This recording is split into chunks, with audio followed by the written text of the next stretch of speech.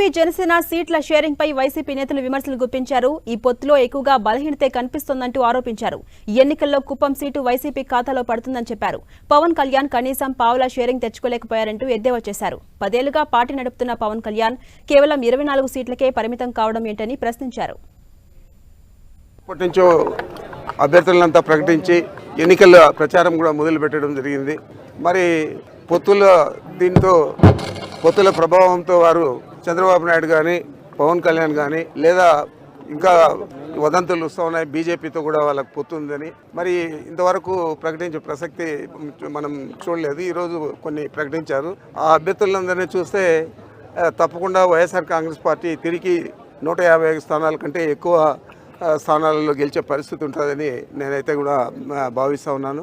పవన్ కళ్యాణ్ సొంత పార్టీ బదులు తెలుగుదేశం పార్టీ ఉపాధ్యక్షుడు లేదంటే తెలుగుదేశం పార్టీ రాష్ట్ర అధ్యక్షుడు తీసుకునే సరిపోయేదండి. అయితే అట్లా చేస్తే చంద్రబాబు నాయుడు నమ్మి వీళ్ళు ఆశించినట్టు ఆ ఓట్లు రావాలనుకున్నారేమో తెలియదు, కానీ అందుకోసం అవుట్ఫిట్ అట్లే పెట్టేసి ఈ డ్రామా ఆడుతున్నారు. ఇప్పుడు రేపు ఒకవేళ బీజేపీ వస్తే వాళ్ళకు కూడా దీంట్లోనే వచ్చే ప్రయత్నం చేస్తాడేమో తెలియదు.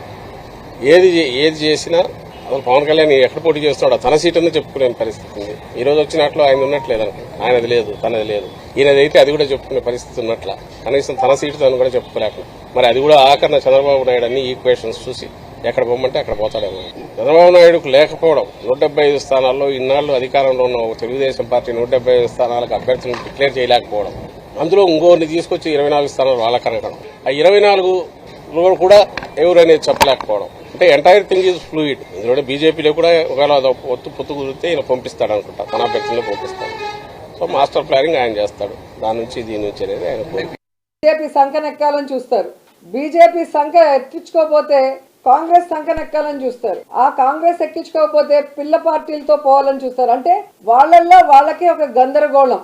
ఎవరితో పొత్తు పెట్టుకోవాలి, ఎలా వెళ్ళాలి, ఎవరు మనని పొత్తు పెట్టుకోవడానికి అవకాశం ఇస్తారో అర్థం కాకుండా గందరగోళం పరిస్థితిలో ఈరోజు 118 స్థానాలు అనౌన్స్ చేశారనేది మనం అర్థం చేసుకోవాలి. అవసరం లేదు, కానీ కనీసం మీ పార్టీలో ఉన్నటువంటి మీ పార్టీ కార్యకర్తలకి, మీరు గొప్పగా చెప్పుకునేటువంటి జన సైనికులకి, అరే 24 సీట్లలో మనం పోటీ చేస్తే మనం ముఖ్యమంత్రి కాలేము, మన స్థాయి ఇంతే అనేటువంటి పరిస్థితిని, ఆ పరిస్థితికి ఏం సమాధానం చెప్తారో మీ పార్టీ కార్యకర్తలకు కూడా ఒకసారి ఆలోచన చేసుకోవాలి. చివరికి ఇది ఎలా ఉందంటే మనం చూసాం, వెస్ట్ గోదావరి నుంచి కనీసం ఒక సీటు కూడా ప్రకటించినట్టుగా కనబడలేదు.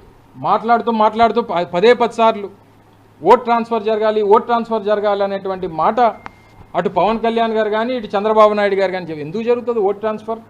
ఏం చేశారని ఓట్ ట్రాన్స్ఫర్ జరుగుతుంది? ఆయన బంగారు భవిష్యత్తు చంద్రబాబు కళ్ళల్లో చూడాలని కోరుకుంటున్నారు కాబట్టి 24 సీట్లకే ఆయన పరిమితమైపోయి మొత్తం ఆయనకే పట్టాభిషేకం చేసే ధ్యేయంతో వస్తున్నాడు.